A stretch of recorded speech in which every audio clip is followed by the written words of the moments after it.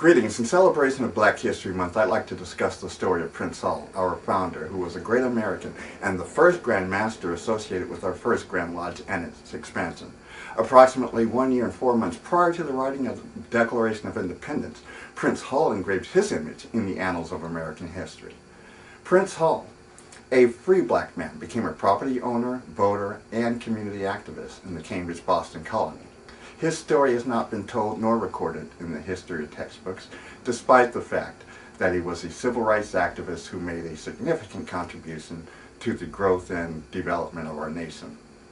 Although little is known about the circumstances of his birth, his condition of servitude, or his occupation, we do know, however, that because of Prince Hall's dedication to improve the quality of life for his people, accompanied by a desire to become a Freemason, he and 14 other men of color received the 3 degrees of Freemasonry by being initiated into the fraternity on March 6, 1775, in an Irish military lodge attached to the 38th Foot of the British Army.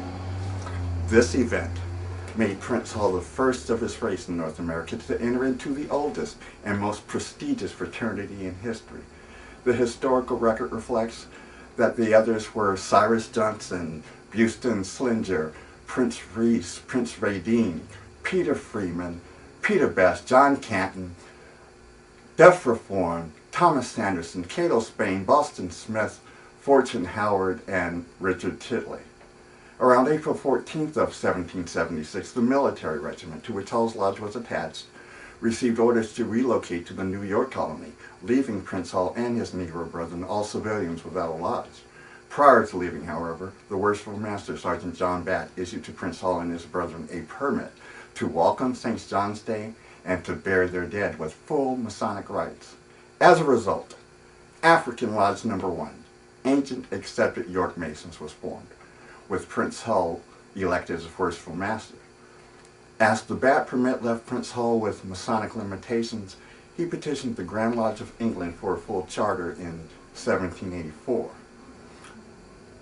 On March 2nd of 1784, Prince Hall wrote a letter to William Moody, Worshipful Master of Brotherly Love, No. 55 in London, England, stating that African Lodge had been in operation for 8 years, but it only had a permit to walk on St. John's Day and to bury their dead in manner and form. He felt it best to send to the fountains of whence he received the light for a warrant. This warrant or charter was prepared that same year, but was held up when the fee sent by Prince Hall never arrived. After several years, Hall decided to entrust another fee to Captain James Scott, the brother-in-law of John Hancock, a signer of the Declaration of Independence. Captain Scott delivered the letter and the money and received a charter, which he duly delivered to Prince Hall at around the time of the writing of the United States Constitution. Prince Hall acknowledged receipt of the charter in a letter to England and added, "By the grace of God, I shall endeavor to fulfill all that is required of me in the charter, and I shall make the Constitution my guide." According to record, the naming and numbering of African Lodge No. 459, which was later changed to 371 on the English Grand Lodge Register, has been and is in the exclusive possession of the most worshipful Prince Hall Grand Lodge, Free and Accepted Masons of Massachusetts, and it's secured in the First National Bank of Boston. It's brought out and displayed every 10 years during the Prince Hall Masonic pilgrimage. Some of us have seen it and treasure it, for it is believed to be the only original charter issued by the Grand Lodge of England that is now in the possession of any lodge in the United States. Prince Hall made significant impact upon society during his life. Among his many, he petitioned General George Washington to admit men of color into the Continental Army. Of further note, Hall distinguished himself at Bunker Hill. He led the entire lodge membership in support of Governor Bowdoin during the rebellion of Daniel Shea and his group. He petitioned the Massachusetts State Legislature for funds to educate children of color.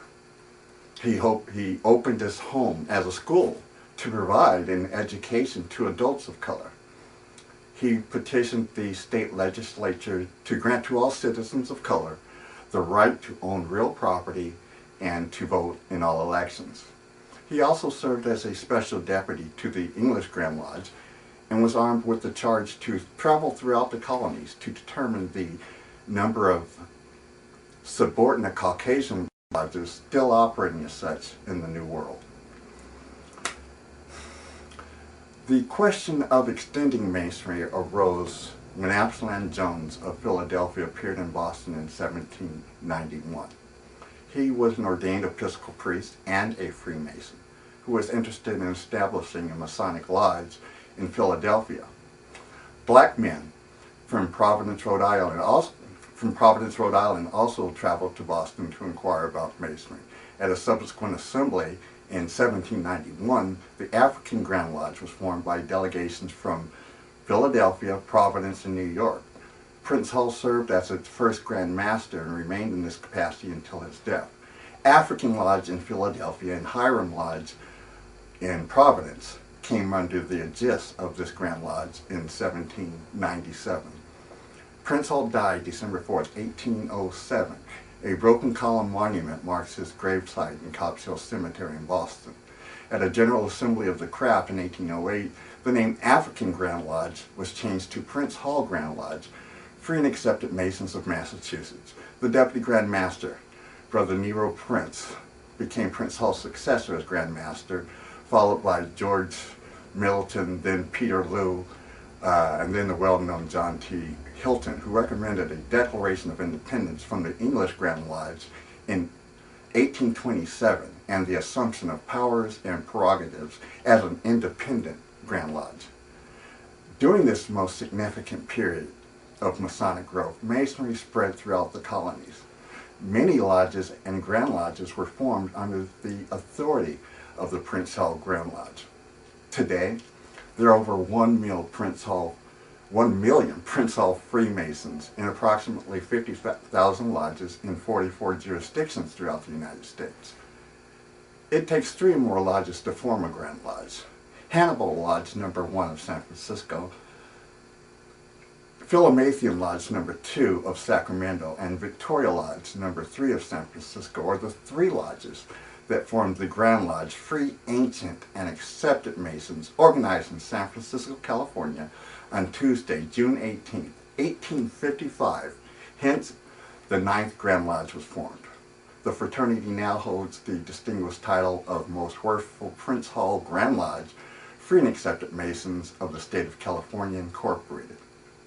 Since its colonial birth, the organization has attracted to its ranks professional men in business, government, religion, and community service, civic-minded men of good will and character who continue to provide the needed services for the betterment of mankind, thereby leaving a legacy by which Prince Hall Freemasons are best known.